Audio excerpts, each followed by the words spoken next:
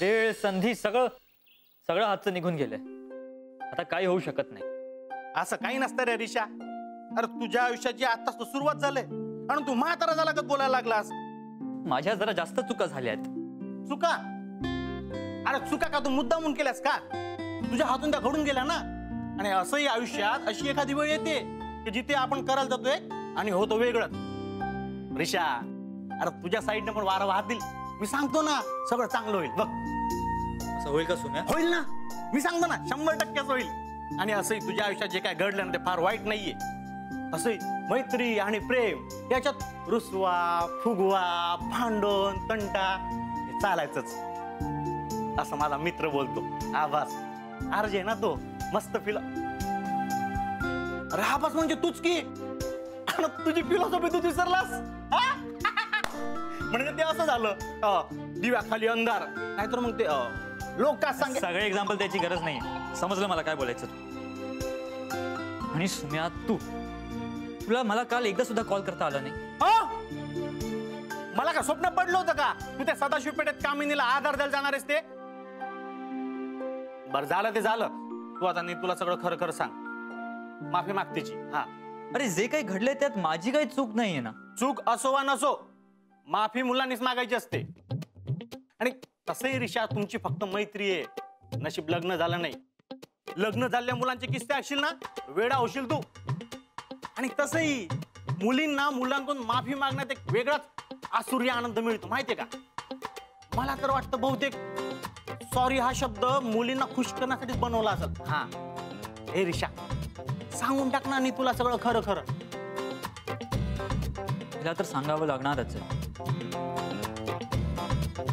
पण त्याआधी मला आईला समजवायचं की तिचा हा खयाली पुलाव कधीच शिजणार नाही. पुलाव? काकू पुलाव बनवणार आहेत रिशा? अरे मला पुलाव खूप आवडतो बघ. काकूंना सांग ना थोडासा ठेवायला.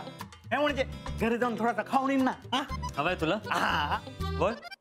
आता इथं काय बघ खाली का पडलं काय? पार्सल घेऊन ये.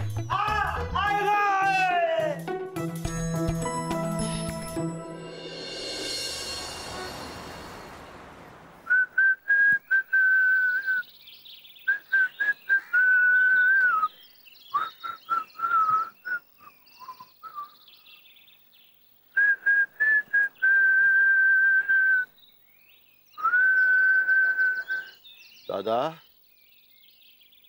दादा. अरे आहे दादा किती घाबर व्हायलाय तुम्ही. दादा रात्री कधी आलात तुम्ही? मी आलो तेव्हा झोपला होता. अरे सांगायची गोष्ट म्हणजे एसटी वेळेवर आली. काय सांगता एसटी वेळेवर आली? पण काही कामधंदा नव्हता. ते आहे मग झोपलो. एक वेगळं केलं बघा. इथं बस.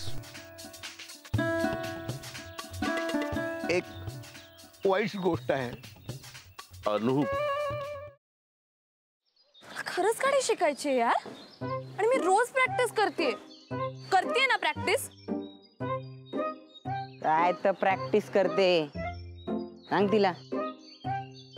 क्लच वर पाय ठेवते आणि गाडी नुसती भुरभुर भुरभुर भुरभुर. इंडिकेटर लावा म्हणलं तर वायपर लावून ठेवते. गाडीचं स्टेअरिंग तर असं फिरवते जसं काय लहान पोरांची गाडी आहे. बासा खूप झालं. मी तुम्हाला इथे मदत मागायला आली आणि तुम्ही मलाच डिस्करेज करू नका.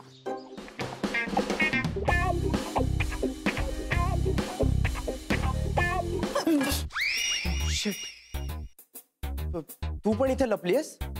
हो, मी काही पाल नाहीये भिंतीला चिकटून राहिला. What are you kidding me? अशा सिच्युएशनला तुला विनोद सुचू शकतो?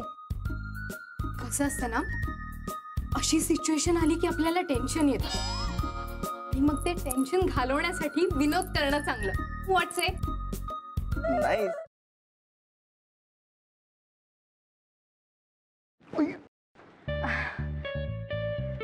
सॉरी. It's okay. हे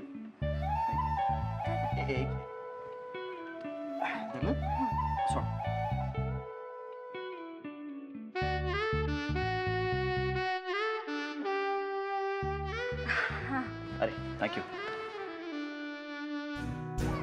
अरे त्या दिवशी ना माझ्या फ्रेंडचा फोन आलेला आणि ती अचानक मला बोलायला लागली की तिला कॅम्पिंग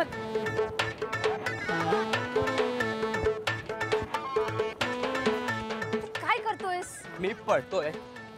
ह्याला पळणं नाही म्हणत, ह्याला जॉगिंग म्हणतात आणि ह्यांनी करून तुझी ढेरी कमी नाही होणार आहे. गपे, ह्याला पळणंच म्हणतात. मी असंच पळतो. तुला पळायचंय तर पळ. अरे पण तू का पळतोयस? अरे आपले मित्र आहेत ना, त्यांना विचारायचंय त्यांची युवागिरी काय आहे. वा, हो चल.